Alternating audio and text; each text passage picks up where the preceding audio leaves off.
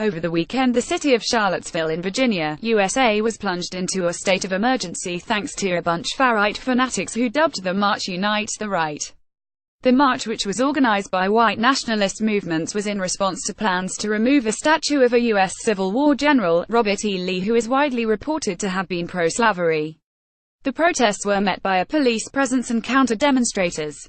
There was a number of violent clashes, with police launching tear gas and making a number of arrests. Meanwhile, a vehicle was driven into a crowd of counter-protesters. It was not immediately clear how many people had been injured. The far-right protesters arrived waving Confederate and even Nazi flags, with some even brandishing shields, helmets and guns like pound shop soldiers. From a UK perspective, the scenes of the characters dressed up in military gear with big guns were particularly frightening, partly because if you walked the streets waving a gun on UK soil, you'd be in a cell before you knew it.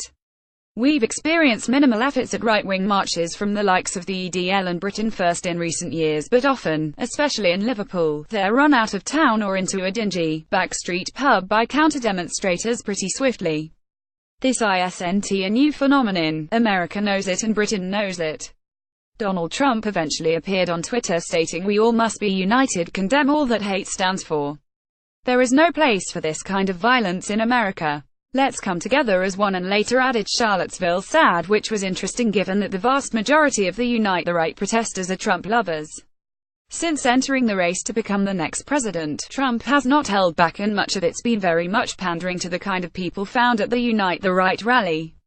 In fact, in the run-up to the election, a leader of the Virginia KKK spoke in support of Trump, claiming the reason a lot of Klan members like Donald Trump is because a lot of what he believes, we believe in, and for good measure. Here are 13 examples of Donald Trump being racist. You would have to be pretty out of the political or current affairs loop to miss how Donald Trump has incubated hatred in the alt-right since he began his campaign to become president. His taking of office has been a huge blow to progress, freedom and tolerance, which has been felt across the world. It's given figures across the right a newfound confidence, which has encouraged a rise in the alt-right and their activities. We saw similar effects following the EU referendum, which saw reported hate crime soar by 23% in contrast to previous years, which had seen hate crime drop as much as 17%. The problem is the alt-right is not keen to debate and reason. They hate political correctness, love Trump, and probably won't read evidence-based arguments against the things they believe in. I feel the only way we can fight this kind of hatred is by shaming those who do it, make those who parade Nazi flags and racist slogans around our streets feel ashamed of their vile views, and make sure they know it is not socially acceptable to be racist or homophobic.